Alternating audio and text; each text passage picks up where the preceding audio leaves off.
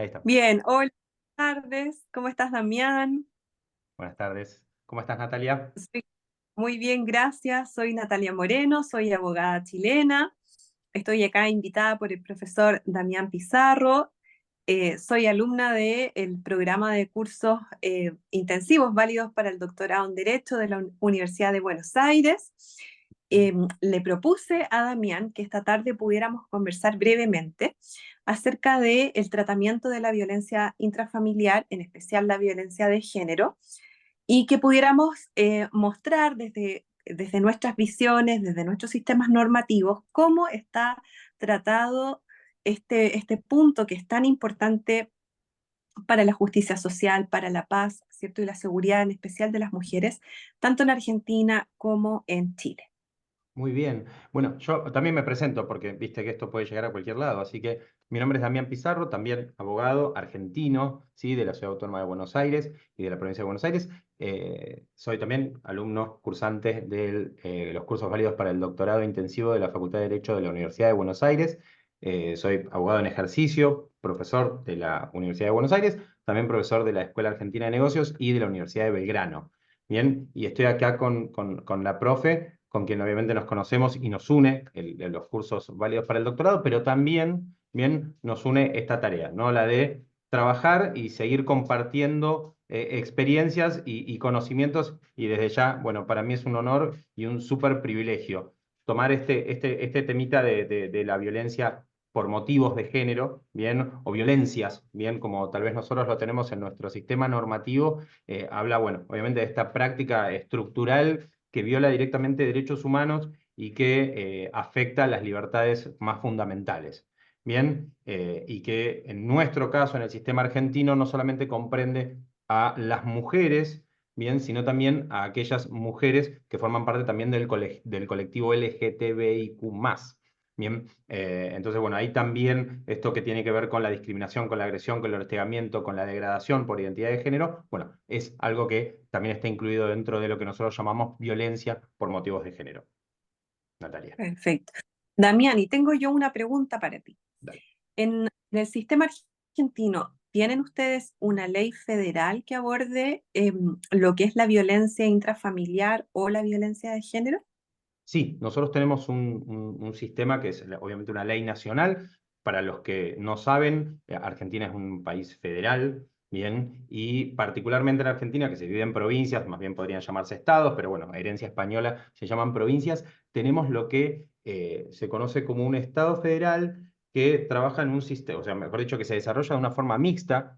¿Por qué? Bueno, porque comprende las funciones del Estado federal y también aquellas atribuciones que las provincias no han delegado al Estado federal, ¿no? A la nación, como dice la Constitución, bien, y que las conservan. Entonces, todas las leyes, bien, que son federales, que ingresan directamente al sistema no solamente federal, sino también de cada una de las provincias, bueno, a su vez después las provincias pueden adecuar, ¿sí? La aplicación de esa norma, obviamente sin quitarle el efecto principal que esa norma tiene para el sistema normativo, pero sí puede hacer adecuaciones que tengan que ver con cuestiones que son propias, ¿no? Repito, sin sacarle la esencia a la norma. Entonces, esa norma federal ingresa bien en toda la nación, en todo el país, y las provincias van adecuando en cuanto a lo que tiene que ver con sus, bueno, con particularidades que son propias de, no sé, distancia, idiosincrasia, costumbres, usos, y también, obviamente, en cuanto a lo que es la aplicación de la norma. Porque, por ejemplo, entre varias cosas, la norma establece, no solamente estamos hablando del ingreso de la Convención de Belén do Pará, ¿no? Estamos hablando de una ley nacional específica. También, por ejemplo, crea comisarías,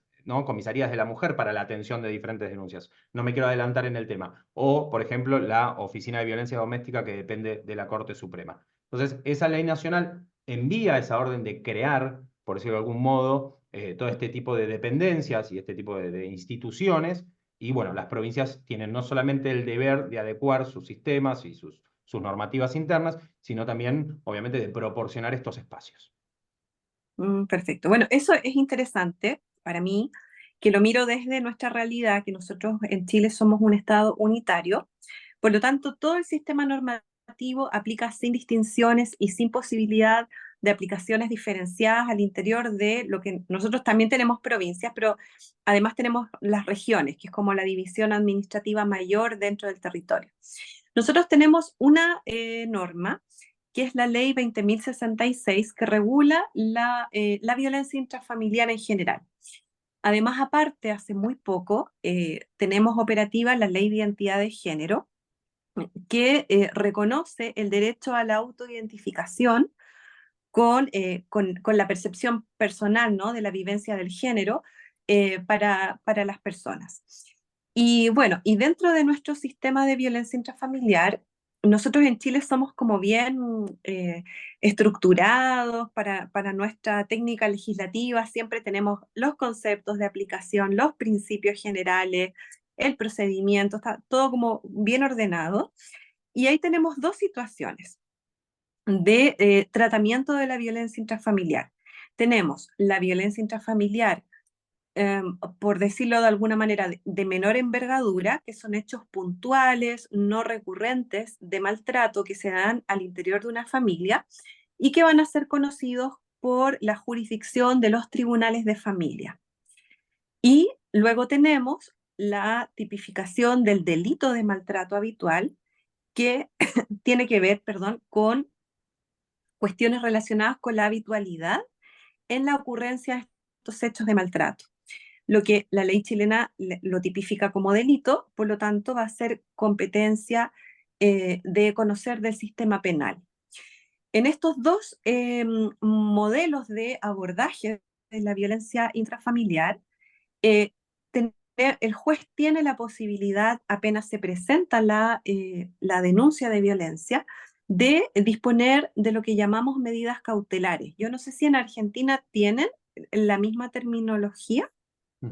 para estas como decisiones breves que adopta el juez para proteger de inmediato a la víctima, en las que tenemos prohibición de acercamiento, salida inmediata del hogar, prohibición de toda forma de comunicación con la víctima, con la persona víctima, con los hijos en común, e incluso desde hace también, diría yo, un año me parece, en casos calificados estamos como medida de protección, se está instalando un brazalete electrónico en el tobillo de las personas sindicadas como agresores para efectos de monitorear telemáticamente el Ujú. cumplimiento de las medidas cautelares y que la persona asignada como agresora, agresor, ¿cierto?, no se acerque a la víctima.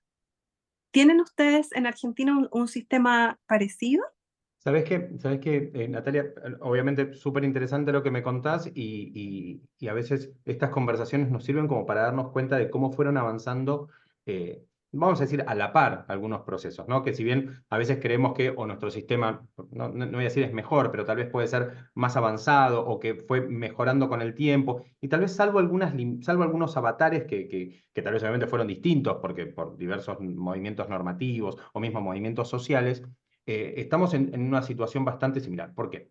Una de las cosas que tal vez son más criticadas del proceso en cuanto a las normas procesales, ¿no? Cuando hablamos de las garantías procesales, que tiene un proceso de denuncia de violencia, es justamente que nosotros lo llamamos que es un proceso de medidas cautelares, ¿sí? No sigue un proceso normal de presentación de demanda o presentación de denuncia, prueba, contraprueba, por decirlo de alguna manera, y una sentencia, sino que son todas medidas cautelares, ya que tienen por fin, obviamente, limitar o de alguna manera acabar con ese y suspender toda esa procesión bien de hechos violentos que hubo. Después queda, por decirlo de algún modo, para una instancia posterior que de alguna manera la evaluación de ciertas cuestiones. Pero lo primero que se hace es interrumpir ese proceso bien que está poniendo a la mujer, bien en este caso, en una situación de violencia. La ley 26.485 es la que de alguna manera estableció y marcó lo que es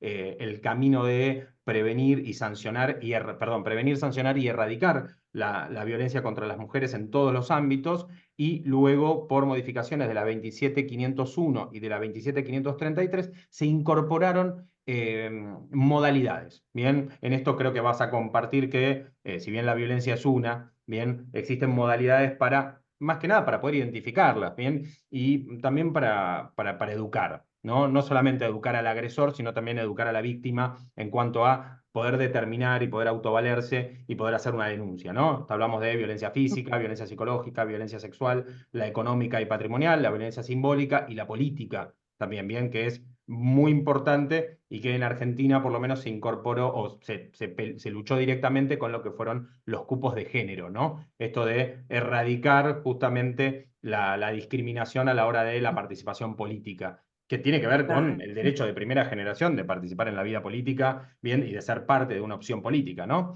Y después las modalidades de violencia, ¿no? Hablamos de doméstica, mediática, laboral, bien, lo que tiene que ver contra la libertad reproductiva, la obstétrica, institucional, pública y pública política, que es un poco ampliando la que te decía recién. Entonces, las leyes que vinieron posteriores a esta primera ley que te comentaba, bueno, vinieron como a ensanchar la norma y a que justamente cuando hay una denuncia y se procede a una suma de medidas cautelares, en lo que se intenta no solamente es en erradicar y prevenir, sino por sobre todas las cosas interrumpir esa violencia que se está generando. Claro, porque la justicia tiene que actuar de forma inmediata, ¿no? No podemos. Hay un concepto acá para entender también los daños que se pueden vivir, que es el daño iatrogénico, los daños asociados a procesos. Claro. No podemos esperar a que termine un proceso judicial, ¿cierto?, para tomar medidas de reparación, de prevención frente a una situación de violencia. Uy, la verdad es que de todo lo que tú comentaste, a mí me dan ganas como de tomar otros temas, pero ya me iría como hacia el lado de las ciencias políticas. ¿Ok? Em, pero es, bueno, a lo mejor otro día podemos explorar Me esos encantaría, caminos, claro. pero sí comentar que a mí me parece interesante. Yo además soy profesora de la Escuela de Derecho de la Universidad Central en Chile, en una ciudad que se llama La Serena. Enseño historia del derecho. Y dentro de los temas que toco, hay uno que a mí me interesa muchísimo, que es el derecho indiano. Y es interesante porque el derecho indiano es un sistema jurídico que se aplicó por 400 años, vamos a decir, en toda Latinoamérica. Entonces, el derecho indiano, que es este derecho que instala España, ¿cierto?, para organizar el proceso de invasión, de conquista y luego de mantener sujeto el territorio y las personas a la corona. Entonces, este derecho sienta una base cultural que también es política, por un periodo histórico que no es menor, 400 años. Y dentro de este sistema normativo hay cuestiones que regulan la violencia intrafamiliar, pero desde una óptica muy distinta de la que hoy estamos viviendo. Por ejemplo, el derecho indiano incorporaba las leyes de Toro, que son unas leyes medievales españolas, del 1500 y algo, 1550 por ahí, en las que la ley justificaba el asesinato de las cónyuges. Decían las leyes de Toro, no valdrá la muerte hecha eh, a la mujer adúltera. La ley se ponía en el caso de que un hombre acusara de adulterio a su mujer. Entonces, en principio decía, no valdrá la muerte hecha a una mujer a menos que el marido pruebe ante la justicia que esa muerte fue hecha en justicia o justamente, dice la norma. Entonces, ahí tenemos un ejemplo de cómo el sistema normativo eh, fue aliado, ¿no?, por tantos años de la violencia contra las mujeres. El Claro. mismo sistema indiano permite que los hombres asesinen a sus mujeres, no enfrenten la responsabilidad por este hecho y que puedan ampararse en su derecho de tomar la vida de otro por haber cometido adulterio. Y ahora, ojo que ese adulterio no era, ¿cierto?, necesariamente el mismo acto sexual, sino que era encontrarnos conversando con otra persona, en un salón, en privado. Bueno, ahí hay también otro tema interesante respecto de las relaciones de género y las normas y las actitudes de género. Entonces, para nosotros lograr estos cambios normativos, tuvieron que venir cambios estructurales, políticos, tuvimos que pasar por el proceso de independencia, pero también si uno mira como el desarrollo normativo de los estados americanos, recién, no sé, 100 años, estoy Mm. en este no tengo así la calculadora mental tan aguda porque estoy un poco cansada, pero tuvieron que pasar por lo menos 100 años desde que nos declaramos Estado independiente, un nuevo país, para que estos nuevos países, Argentina, Chile, Perú, Colombia, se dedicaran a legislar respecto de la violencia. Entonces eso también es un indicador de cuán sentido, cuán reconocido es la necesidad de regular, ¿cierto? Y establecer mecanismos de protección a la violencia. Estas discusiones vinieron mucho después dentro de nuestros procesos políticos. Bueno, pero por eso no quería irme como No, tan no, hacia la... pero es súper Pero, interesante el punto, es súper pero interesante es el punto, obviamente que es más en extenso, ¿no? O sea, pero digo, súper interesante el punto, porque aparte también, perdóname que te saco con esto, pero digo, porque también demuestra por qué tardamos tanto, ¿no? O sea, no solamente por una cuestión de que después los movimientos sociales empujaron mucho más y todo, sino porque la verdad es que se tardó muchísimo. No hay que ir a un código civil, por ejemplo, argentino, muy lejano, no hay que ir a la escritura con una vela para encontrar violencia de género, ¿no? Y de hecho no hay que ir a buscar muchos años atrás con jurisprudencia donde, no sé si la justificación de la violencia de género, pero al menos el intento, viene en esto de, bueno, ante una situación que vos decías recién de infidelidad, por ejemplo, bueno, se generó un hecho de violencia. Y una de las principales cosas, uno de los principales cambios incorporados por el Código Civil que entró en vigencia en 2016 en Argentina, 2016, estamos hablando de menos de 8 años, bien, fue justamente quitar esto de decir, bueno, la obligación de fidelidad entre las partes o que eso no sea objeto para que de alguna manera una de las partes pueda divorciarse, un poco sacarle la carga no solamente religiosa y todo, sino por sobre todas las cosas, que se convierta en una norma civil.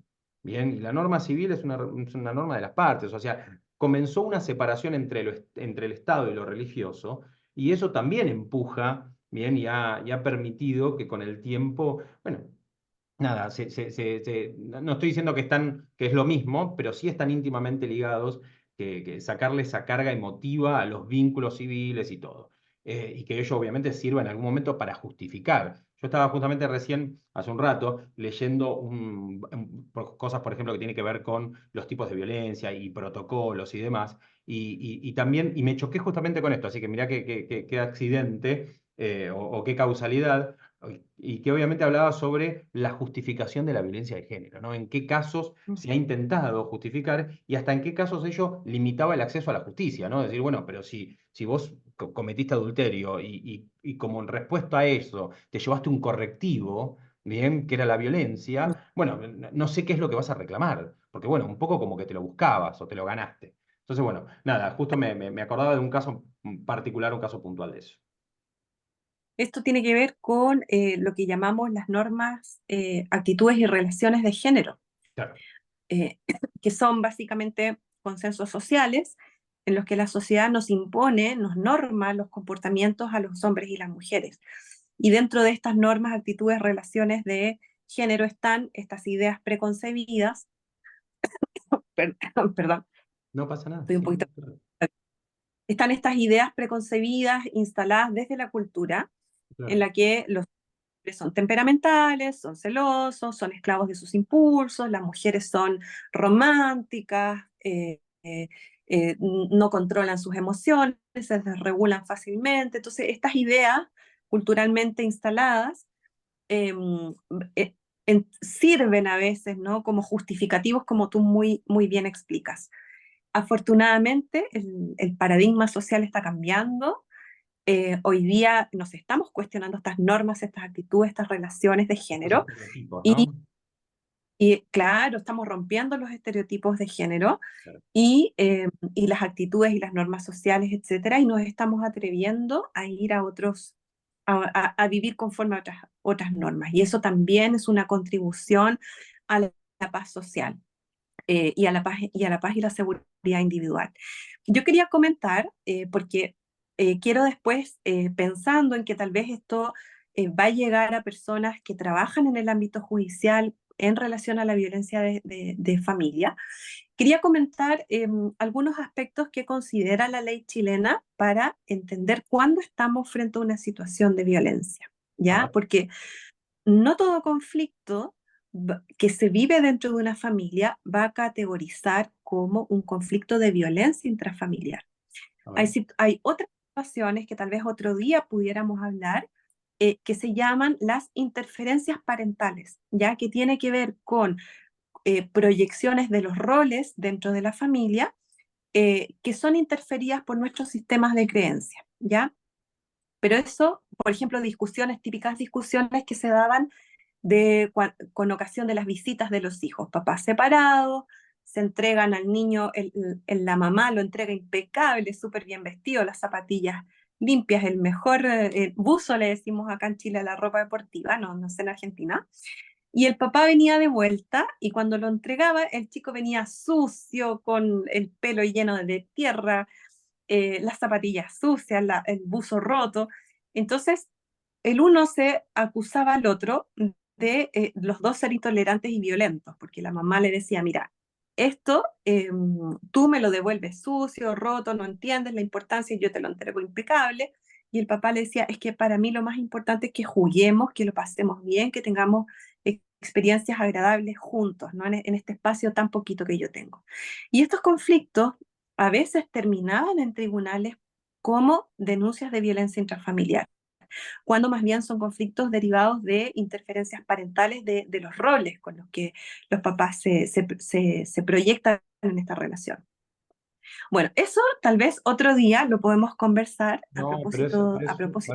sabes que es súper rico porque, y más para nosotros como abogados litigantes, ¿sí? Se nos plantean o nos vienen con un caso, y esto es algo para que si esto en algún momento también llega a abogados y abogadas, sientan que no es que, o sea, todos pasamos por el momento en el que tenemos que dar el paso hacia judicializar algo que a veces hasta, no digo que no estemos seguros, pero necesitamos trabajar con un grupo de gente, bien, y a veces como letrados no tenemos la herramienta. Y esto también lo hablo justamente por la forma en la cual vos trabajás, Natalia, de la cual tengo conocimiento, pero muchas veces nosotros nos encontramos con un relato, bien, y lo digo con el sentido más amplio de la palabra, sin ser peyorativo, nos encontramos con un relato de hechos, mismo hasta a veces nos podemos encontrar con un relato de hechos del masculino, ¿sí? Del supuesto victimario, donde nos está contando algo y uno con cierta objeción de conciencia, no toma ese tipo de casos o prefiere no tomarlos, entiende que hay un derecho a ser defendido y todo, pero bueno, también choca contra convicciones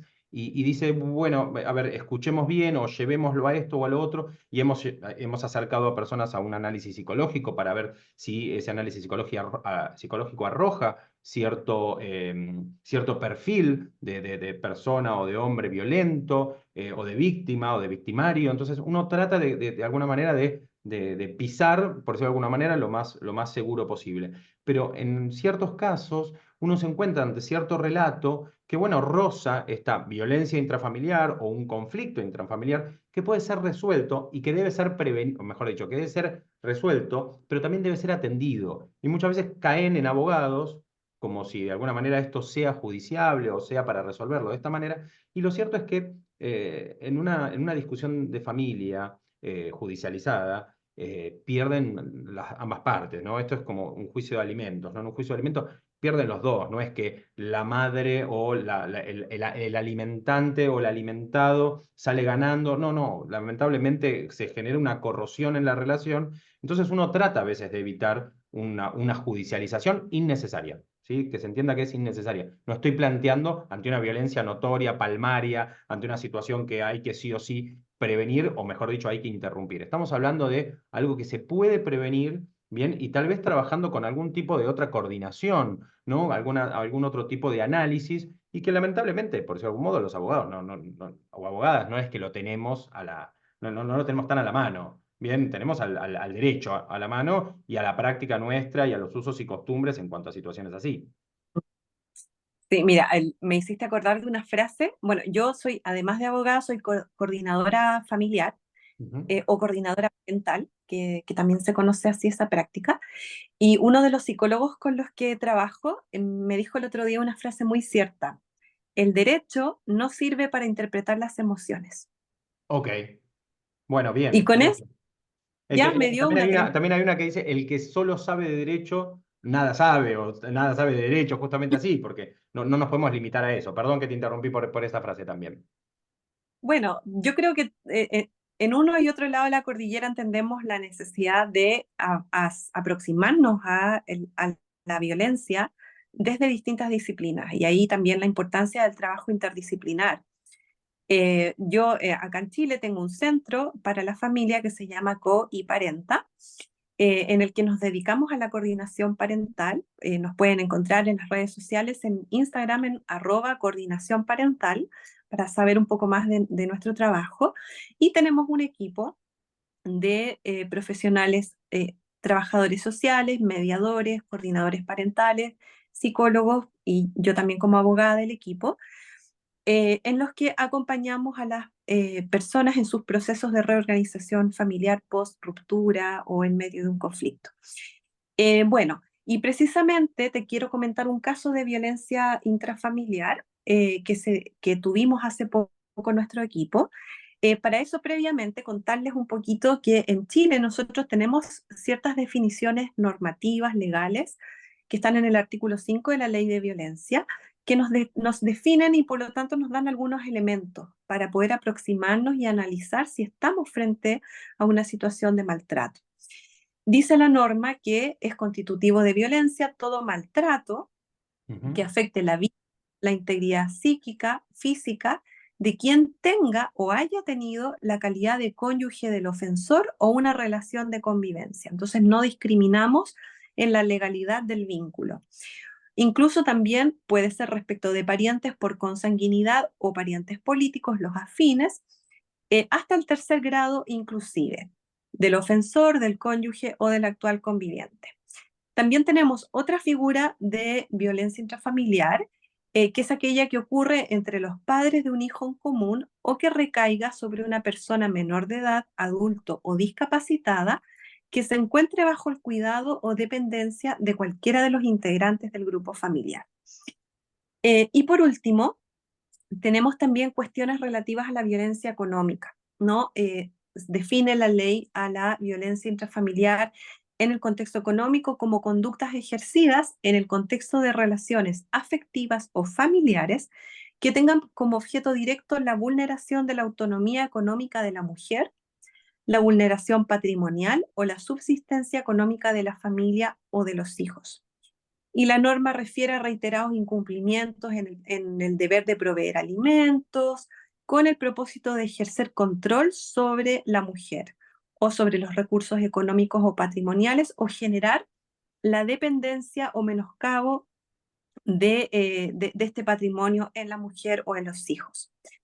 Ahora, de por sí, a mí me parece, en lo personal, y por eso te quería comentar un poquito, que los elementos que nos dan estas normas no son suficientes para nosotros los abogados aproximarnos dentro de lo que es una entrevista de diagnóstico de un caso, para irnos más profundo hacia el fenómeno de la violencia. Y aquí, antes de dar yo mis recomendaciones, te pregunto si es que en Argentina tienen algunas definiciones legales de lo que es la violencia, algunos elementos objetivos. Bueno, a ver, en principio, un poco lo que te comentaba antes, la definición de violencia en sentido amplio, violencia de género, ¿no? Violencia, bien, un poco era lo que te mencionaba antes, que es tomado principalmente de lo que fueron los instrumentos internacionales, ¿no? Que en Argentina ingresaron primeramente. Bien, después hubo una creación ya de una normativa interna. Lo que nosotros tenemos, y especialmente tomo un caso, por ejemplo, el de las Fuerzas Armadas, ¿no?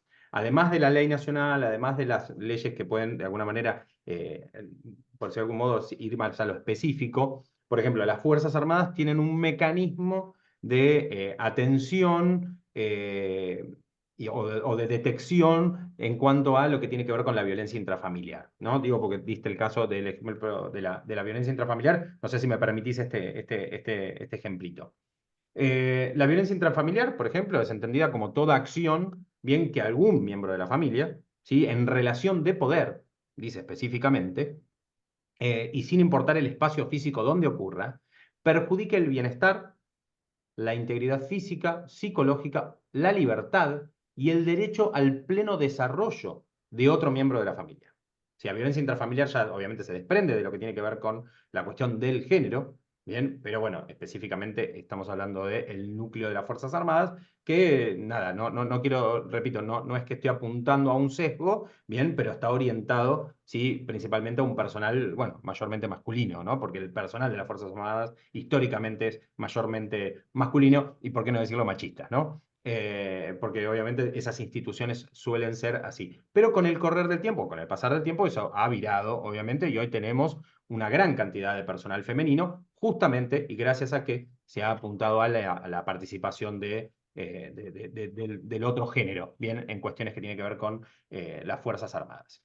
Entonces, la atención y la detección de la violencia intrafamiliar forma parte de esto, bien, o es de alguna manera interés de estas cuestiones, y por eso comprende no solamente lo que es la violencia física, sino también la sexual, psicológica, económica, bien, y que mismo plantea la posibilidad que se den más de una, bien, y justamente habla sobre proponer o poner a disposición de esa familia un cuerpo o un equipo interdisciplinario de profesionales dentro de las mismas armadas. Por eso antes te comentaba de que a mí me era muy interesante el equipo de trabajo que vos coordinabas, para que justamente periódicamente puedan atender ese tipo de problemáticas y puedan llevar adelante, no solamente a nivel específico, sino también realizar congresos, conferencias, seminarios, bien, puedan realizar unos ciclos de conversaciones, tal vez a modo de mesas de diálogo podría ser, bien, donde este equipo, conformado por psicólogos, asistentes sociales, abogados, médicos, bien, acerquen un poco esta información que, de alguna manera, hablándolo, ¿no? En sentido abstracto, bien, no ir a casos específicos, pueden dar, se podría decir, un entorno de conocimiento para las personas que puedan estar viviendo una situación similar.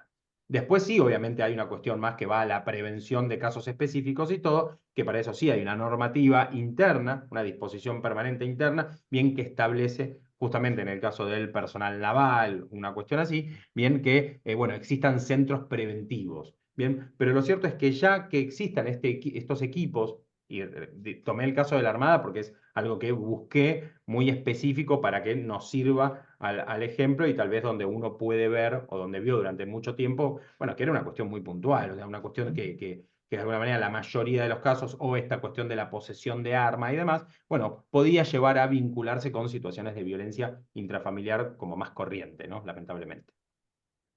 Bueno, perfecto. Em, Mira, me llamó la atención varias cosas que dijiste. Em, Hay dos con las que me quiero quedar y a partir de esas presentarles los elementos que yo sugiero que como abogadas y abogados debemos tener a la vista para el análisis de un caso de violencia. Dale. Bueno, tú hablaste primero de las relaciones de poder. Ujú. Es una característica, ¿no? De las relaciones marcadas por la violencia, el hecho de que hay un rol de víctima claramente establecido debajo de una relación jerárquica, ¿cierto? Por sobre otro que tiene mayor poder en esta relación, que puede ser un poder económico, un poder incluso psicológico, pero vamos a tener siempre esta relación, este desbalance en el poder relacional en una pareja. Y hay otra cosa que tú también dijiste que no recuerdo la palabra, pero me parece que usaste algo así como sistemas. Bueno, en muchas cosas, muchos elementos pueden darse en torno a una persona. Esto lo llamamos interseccionalidades, ¿no? Que son los distintos Ok. elementos que configuran la identidad de una persona. El territorio, la cultura, el origen étnico o el origen de pertenencia de algún grupo nacional, la cultura, el nivel político, la identidad de género, la orientación sexual, el nivel educacional, incluso la lengua que hablamos, si es la lengua materna original del territorio que habitamos o si somos migrantes y nuestra lengua materna es otra.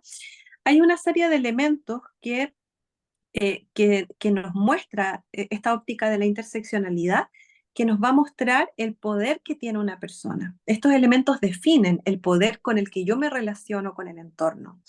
No va a ser lo mismo que una mujer migrante, eh, de color, digamos, que viene de un país como Haití, por ejemplo, que no, su lengua materna no va a ser el castellano, el español, que tal vez con un nivel educacional menor, ¿cierto?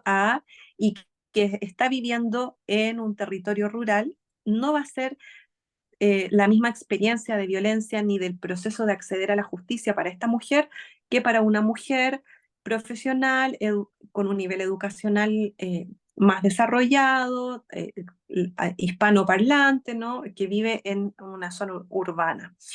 Entonces, como nosotros somos un sistema, ¿no? Muchas cosas pasan alrededor nuestro, tenemos que mirar todos estos fenómenos, todas estas identidades que nos muestra esta perspectiva de la interseccionalidad. Y en especial, ¿qué es lo que yo recomiendo como abogada de 20 años de ejercicio del derecho a la familia y con bastantes casos de maltrato en los que he podido participar? Es que miremos primero, bueno, precisamente identificar si hay relaciones de poder cómo funcionan estas relaciones de poder. Otro día, por ejemplo, yo puedo invitar a uno de los psicólogos del equipo para que hablemos de las relaciones de pareja, ¿no? Yo puedo Ujú. relacionarme con desde el objeto, desde el control o desde el amor, ¿ya? Pero ahí otro día a lo mejor podemos hablar de ese Bien. punto en particular, Me súper encanta también. interesante. Miremos entonces las relaciones de poder. También tenemos que mirar la historia vital vincular de la pareja, ¿ya? Es decir, cómo partió esta historia de vida juntos, cómo comenzó este vínculo. Si es un vínculo de hace poquitos años, si es un vínculo interrumpido, si es un vínculo que partió en la adolescencia, por ejemplo, después hubo una suspensión temporal, después se reencontraron, si ha tenido interrupciones, si ha sido continuo, si han habido relaciones en paralelo. Bueno, a esto le llamamos historia vital vincular. También tenemos que, la pregunta es una de las mejores herramientas, dijo hoy día otra de mis amigas, miembro del equipo mediadora. Otra pregunta clave es aproximarnos a la historia vital de la víctima, ya de Ok. nuestro cliente, quién va a ser nuestro representado. Preguntarnos por cómo ha sido su vida hoy día los psicólogos recomiendan incluso preguntar desde el embarazo y desde antes, desde la concepción, ¿ya?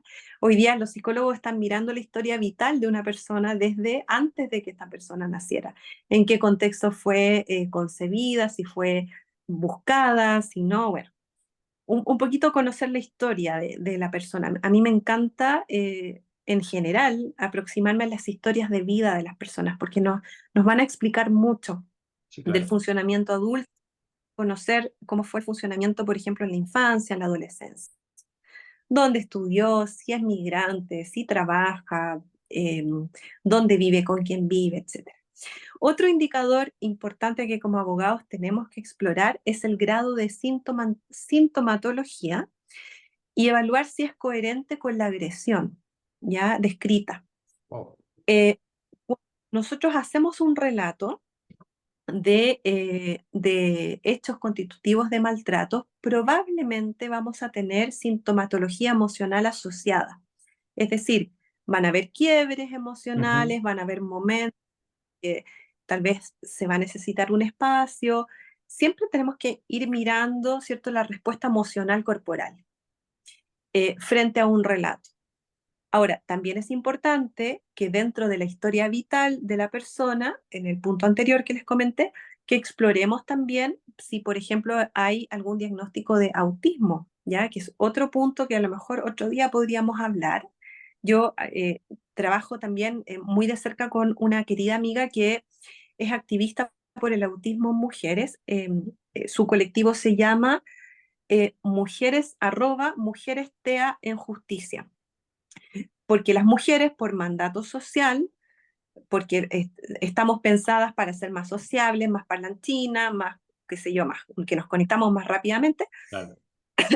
estamos mandatadas para ser así, por lo tanto tendemos a enmascarar un diagnóstico de autismo, ¿ya? Entonces, no siempre, si no hay un relato emocional del relato verbal de una agresión, puede ser porque también podría ser, ¿no? Porque pudiésemos estar frente a un diagnóstico de autismo, ¿ya? En el que a lo mejor vamos a tener alguna dificultad para expresarnos, para identificar emociones. Entonces, ojo, quiero hacer ese punto porque es muy importante. Bueno, revisamos entonces el grado de sintomatología, que sea coherente con la emoción, que haya un relato asociado a una respuesta emocional. Y aquí, mira, ¿por qué lo comento? Porque denunciar una situación de violencia a nivel de conformación de nuestro sistema nervioso es tremendamente complejo. ¿Por qué? Porque cuando nosotros relatamos una situación de violencia, se va a activar una zona de nuestro cerebro que se llama el hipocampo, que es el que almacena nuestra memoria, y cuando nuestra memoria se ve afectada por el trauma, va a impedirle a nuestro cerebro hilvanar, teorizar, estructurar en un discurso lógico y organizado los hechos. Más bien, cuando pasamos por una situación traumática, como puede ser una violencia, nos vamos a encontrar más que con un relato súper estructurado, muy organizado, con fechas, con lugares, nos vamos a encontrar con sensaciones y emociones que se van activando a medida que voy exponiendo a través del relato la vivencia, ¿ya? Entonces, también cuando nos encontramos frente a un relato, como te digo, súper estructurado, muy lógico, muy ordenado, y si más encima no tenemos esta respuesta emocional corporal, también hay que poner ojo ahí, ¿ya? Bueno, también tenemos que mirar la historia de la dinámica relacional en una pareja, cómo históricamente se relacionaron. Si, por ejemplo, tuvimos presencia de esto que se llama gaslighting, ¿no? Que es el acoso, de estar así como siempre encima de la persona, saber qué está haciendo, después me retiro, vuelvo. Y en especial, revisar dentro de la dinámica relacional si se da el ciclo de la violencia. ¿Ya? El ciclo de la violencia es un círculo que por regla general siempre es difícil, ¿no? De romper, en el que parte con la violencia, luego viene la atribución de culpa, en la que el agresor le transfiere a la víctima la culpa por haber sido agredida. Es que tú tienes la responsabilidad porque, mira, no me esperaste con la comida lista, o tú no haces lo que yo quiero, entonces yo me pongo así, entonces es tu culpa, ¿no? Claro. Luego viene la fase del reencanto, en donde el agresor nuevamente, para volver a tomar el control sobre la víctima, intenta, ¿cierto?, reencantarla con la relación, con algún regalo, algún gesto, una llamada, una foto en redes sociales, a veces acompañado de una disculpa directa, ¿no? Lo siento, no lo debía hacer, seguida, nunca más, mi amor, te lo prometo, seguida por la fase de la luna de miel, en la que la víctima y el agresor creen, ¿no?, que están en una situación en la que se superó este conflicto y bueno, y una vez que estamos en el ciclo de la luna de miel, en la fase de la luna de miel, vuelve la agresión y vuelve, ¿cierto?, a darse esta dinámica relacional. También como abogados tenemos que entrevistar a nuestros representados a propósito de la cronicidad del conflicto familiar. ¿Con qué frecuencia se dan estos hechos estos hechos que no siempre van a ser los mismos? A veces vamos a tener una discusión por temas económicos, a veces va a ser una mala palabra, puede ser violencia sexual, ¿no? Se pueden dar distintos mecanismos, pero atendamos a la cronicidad, que también es un indicador relevante. ¿Cuántas veces dentro de la relación se dan estas dinámicas?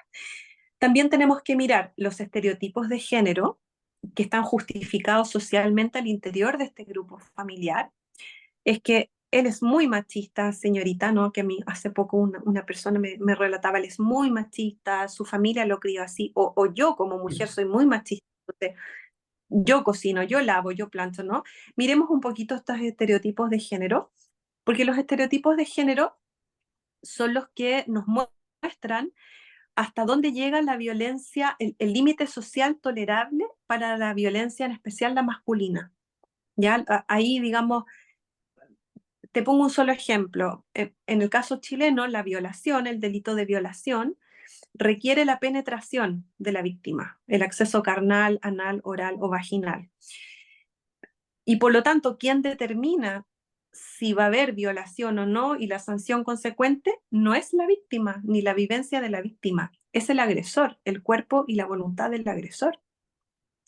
Entonces, la violación es como el claro ejemplo de hasta dónde se permite, hasta dónde se tolera la violencia Claro. masculina, especialmente, ¿no? Y no está escrito, en general, bueno, el Código Penal ni en Argentina ni en Chile fue escrito cuando las mujeres votaban. Claro. Entonces, se legisló sin las experiencias y conocimiento de las mujeres. Bueno, tenemos que mirar también en qué grado se da la autonomía económica y laboral de la víctima.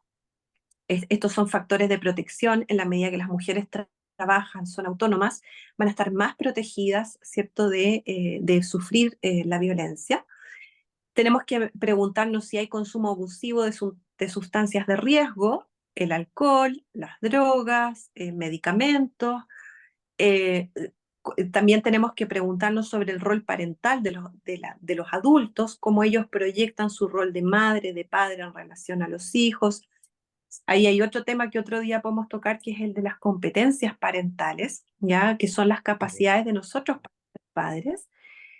Si somos capaces de proteger a nuestros hijos, de mentalizar y conectar emocionalmente con ellos, cómo los normamos, cómo nos conectamos a nivel emocional. Bueno, eso también entonces hay que mirar, hay que saber preguntar por el rol parental de los padres. Factores de salud de los miembros del grupo familiar, algún diagnóstico de salud física o psicológica eh, especial. También tenemos que mirar si hay, por ejemplo, algo que se llama ceguera de género, ya que como la ley en general, bueno, en Argentina y en Chile tenemos el principio de igualdad ante la ley declarado en la Constitución. Somos todos libres e iguales en dignidad y derechos. Pero esa es una falsa neutralidad en las normas, porque es como la igualdad formal declarada, Claro. ¿no? Pero la interseccionalidad, si escarbamos un poquito, nos vamos a dar cuenta de que no todos nos relacionamos de la misma manera con el derecho. Bueno, ¿y esto por qué? Porque la sociedad dice, no, si somos todos iguales ante la ley, y es ciego ante la idea de que culturalmente se le atribuyen roles, posiciones, actitudes distintas a hombres, mujeres, niños, niñas, adultos mayores, etcétera. ¿Ya? Y bueno, y lo otro que yo siempre recomiendo, bueno, mirar la historia judicial para atrás, previa de las partes, si tienen denuncias previas, si es que hay algún relato de retractación. A veces la víctima suele retractarse, decir, no, en realidad esto fue un error, yo no lo debía hacer, esta denuncia. Em, las retractaciones están bastante vinculadas a lo que es la poca autonomía de las víctimas frente a los costos de un proceso judicial, ¿no? Para poder litigar hay que tener acceso a cierta capacidad económica, pagar abogados, peritos, producir medios de prueba. Bueno, también la retractación está asociada a que a que a veces el sistema judicial demora en responder, lo que hablábamos hace un ratito atrás, y por lo tanto las partes tienden a organizarse entre ellas, ¿ya? Y no siempre lo van a hacer con las debidas garantías. Y a veces también las víctimas temen que, por una relación en especial de dependencia económica, que su agresor sea condenado como autor de violencia, y esta exposición a la sanción penal las hace desistir, porque dicen, bueno, va a ser condenado como autor de maltrato, ergo, ¿cierto? Luego no va a encontrar trabajo, Exactamente. si no encuentra trabajo, ¿cómo me va a pagar la pensión de alimentos o cómo va a aportar económicamente? ¿Ya? Claro. Y por último, de todos estos elementos que he comentado, eh, hay un enfoque desde la psicología que es el modelo ecológico, ¿ya? Que yo sugiero ahí, tal vez otro día también con alguna invitada podemos profundizar, pero el sistema ecológico nos invita a pensar en el yo, en el individual, y en el yo cómo se conecta con el entorno social, familiar, cultural. Entonces, hay ciertos factores de nuestro entorno social inmediato que me van a condicionar. La religión, la educación, el sistema judicial, la cultura, las creencias políticas que se relacionan conmigo van a condicionar mi yo, ¿ya? Entonces Claro. también tenemos que mirar este enfoque que nos propone el modelo ecológico, que nos habla del exosistema y del microsistema. Eso es solo como un puntito ahí para que quien quiera, yo siempre digo, el rol de un profesor, de una maestra, es mostrar el conocimiento y después el Totalmente. alumno va. Sí, mostrar la puerta. ¿Sabes qué? ¿Sabes qué? Por un lado, tengo que tengo que creer que todo esto que nos has contado, que me has contado y que nos has contado, hay alguien del otro lado que está implementando esto para la solución de problemas, no solamente en algo académico o en algo tan micro, ¿no? Como es, lamentablemente, no digo micro porque no es que nosotros tenemos una proyección mayor en cuanto a lo que es nuestro trabajo, ¿no? Pero digo, cuando pensaba recién en esto, digo, ojalá que toda esta investigación sobre la cual vos me estás contando, en algún momento radique no solamente en la normativa, sino también en los procesos, ¿no? O sea, que baje desde los órganos que son los que de alguna manera después van a resolver estas cuestiones, las tengan más que en cuenta.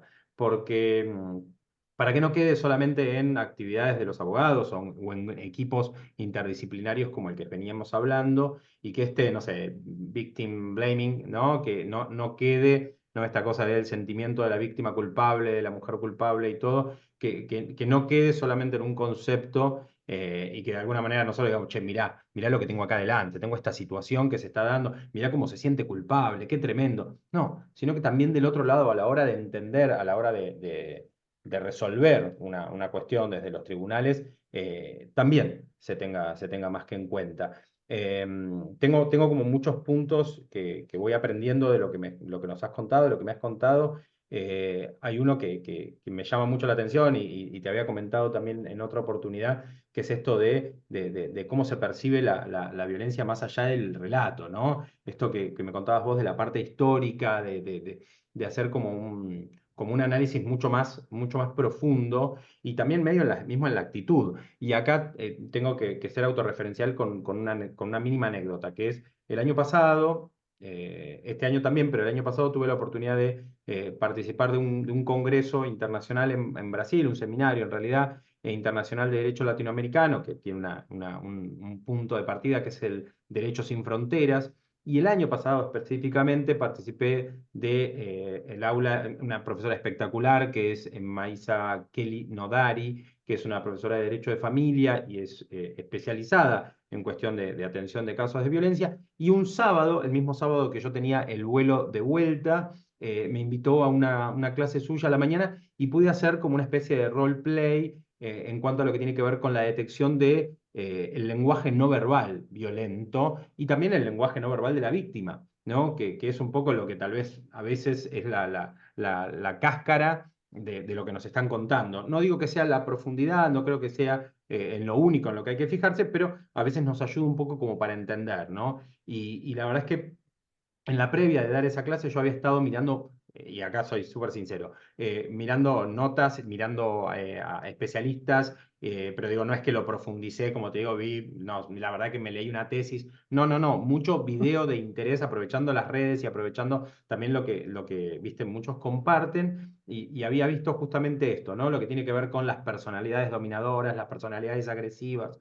cómo se manifiesta esto de la preservación de la relación de poder, el control, y que de alguna manera no es algo que se ve a través del golpe o a través del insulto, sino que se ve mucho más en cuanto al estilo comunicacional, cómo esa persona mismo se muestra amenazante. Que también es el análisis bueno, un poco el grupo y los equipos interdisciplinarios realizan, ¿no? Pero tal vez uno como abogado, simple abogado, ¿no? No importa si tenés un posgrado, una maestría o lo que sea, en esto, simple abogado, simplemente conocer la norma y tal vez tratar de interpretarla más allá de eso, pero digo, cómo analizar los movimientos, las posturas, los silencios, mismos gestos en el contexto, ¿no? De la conversación, no una foto, ¿no? Lo primero que te dicen los intérpretes de violencia, de lenguaje no verbal, perdón, es cómo de alguna manera la transmisión de la información no se da por una imagen, no se da por un video, sino se da en una conversación. Y bueno, un poco hablaba sobre la amplitud esta que vos comentabas recién, ¿no? La amplitud de cuando uno pregunta y el modo de recibir esa respuesta y cómo se da esa respuesta. Yo recién me quedé un poco con el victimario o con el violento porque de alguna manera es el que es el más notorio, ¿no? La víctima muchas veces es mucho más subrepticia ese lenguaje no verbal, ¿no? Queda como más escondido y a veces hay que profundizar en esto que contabas vos recién. Pero la víctima muchas veces, y más en los casos donde se ha profundizado ya más a una violencia más física o más sexual, hasta a veces es una persona que denota una, ah, un rechazo hasta el contacto físico mismo con uno, con el letrado o con la letrada, ¿no? Digo, medio son personas que tal vez allá se sientan a una distancia, bien, para mantener esa distancia, bueno, porque justamente ese velo fue roto de alguna manera, o ese espacio de cuidado, ¿no? Fue violentado. Entonces, bueno, nada, un poco como eso. La verdad es que me despertaste mucho interés, pero también quería compartirte esto, ¿no? Que la verdad es que para mí en su momento fue muy interesante y participé de esta actividad que, repito, incluyó esta actividad con alumnos, si no me equivoco, eran de psicología, donde yo les contaba un poco que era muy importante tratar de generar una cercanía, pero bueno, no tanto. Y hace poco lo vi hasta en una práctica de taekwondo, hago taekwondo, y en una práctica de taekwondo con mi entrenador vi como él también, para poder hacer un ejemplo de una práctica entre dos personas que están luchando, pero que es una práctica justamente, antes le pide permiso, le dice, mira, voy a hacer esto, te voy a tomar del hombro, o voy a hacer esto, está todo bien. O sea, digo, ¿cómo, perdón? El respeto a los límites. Claro, pero totalmente. Entonces digo, esto ya después excede a la postura de la víctima, excede a lo que es el victimario, excede a nuestra profesión, y yo creo que pronto se va a convertir, o debería convertirse, en una práctica que todos tendríamos que llevar adelante, ¿no? El respeto al límite, el respeto a la cuestión física. De hecho, hoy lo he contado como una anécdota de algo que me pasó en la calle. Estaba esperando un transporte, bien, y una persona que estaba pidiendo dinero, lo cual normalmente yo soy muy respetuoso, y si tengo o no tengo, o si puedo ayudar y no puedo ayudar, soy súper respetuoso, pero lo que más me llamó la atención es que yo estaba mirando para un lugar y en un momento siento una mano que se me apoya en el hombro. Y cuando yo miro, casi lo miro como con cierto susto, estaba muy concentrado para ver qué transporte venía, uno está en la vía pública, está con un sinfín de alguna manera de incentivos, ¿no? A todos los sentidos, bien, es un bombardeo a los sentidos, y en un momento hay un sentido que uno no lo tiene despierto, que es el del tacto, el del contacto, ¿no? Que lo tiene medio dormido porque uno está utilizando todo lo demás. Y de pronto siento una mano que se me apoya y una persona me aparece y me dice, ¿tenés algo para ayudarme? Y la verdad es que, repito, no me pude ver porque me hubiese encantado verme tipo en un reality como para ver mi reacción, pero yo lo primero que me sentí violentado, a pesar de que no fue una situación violenta, pero digo, me sentí como que alguien había superado mi límite, y yo el primero le dije, no, perdón, no te puedo ayudar, pero ¿por qué el contacto? O sea, creo que hasta le dije, ¿por qué me tocaste? Y la verdad es que no soy una persona que tenga problemas para eso. De hecho soy bastante kinestésico, soy de abrazar, soy del beso. Bien, de hecho, cuando viajo muchas veces me tengo que acordar que el beso entre hombres a veces en algunos lugares es tomado como algo invasivo, entonces trato de ser cuidadoso con eso, y a veces se me pasa, obvio, pero la verdad es que noté eso, me noté en esa situación. Entonces, bueno, obviamente uno se eleva, ¿no? Después, cuando tiene un momento para relajar y pensar, se eleva o se posiciona en otro lugar y se imagina, ¿no? En un lugar de víctima, donde obviamente no fue una mano en el hombro o lo que sea, y la verdad es que, nada, entra en otro clima, ¿no? Entra en otra situación. Así que, perdón por los dos ejemplos, mira, te metí un dos por uno, pero bueno, quería contarte esas dos situaciones que había vivido. Bueno, no, la verdad es que esta es una conversación que da para un montón de temas eh, anexos. Yo te agradezco que hayamos tenido este espacio de conversación, de diálogo, en el que podamos dejar un pequeño aporte para una mirada, ¿cierto?, jurídica, no solo tal vez jurídica, también psicológica, social, del fenómeno de la violencia. Y bueno, experiencias hay. Yo creo que nadie o casi nadie tal vez podría decir yo nunca he experimentado una situación de violencia. No. No estamos libres de eso, así que es importante educarnos, advertir, prevenir, eh, para también ir bajando esa brecha, ¿no? Bajando ese número. Sí, claro, claro, claro, claro. Bueno, no, el que tiene que agradecerte soy yo de todo tu tiempo, de la gran cantidad de puntos que dejaste, creo que para que podamos seguir trabajando. Me encantaría que esto se repita. Sé que tenés una agenda, que tenemos una agenda, pero digo, que tenés una agenda súper cargada con un montón de cosas, y hace un ratito decías que estabas cansada, y así que nada, eso vale un montón para mí, vale oro. Así que bueno, te hiper agradezco y espero nuevamente la próxima vez juntarnos y poder hacer esto, puntitos que tal vez hayan quedado en esta conversación, poder tomarlos. Bien, creo que hasta hubo varios consensos, si hubo algún disenso lo buscaremos también, pero hubo varios consensos de cositas que tal vez está bueno para levantarlos, ¿no? Esos puntos y tal vez, bueno, y profundizar un poco porque creo que hay gente del otro lado, gente en general, ¿no? Del otro lado que no solamente le puede interesar, sino que le puede servir. Y creo que también vamos por eso. De todas maneras. Así que tendremos otra oportunidad también de seguir conversando. Muchas gracias, Damián. Creo que sí. Muchas gracias a ti, que tengas una excelente tarde, una excelente noche. Que estés bien.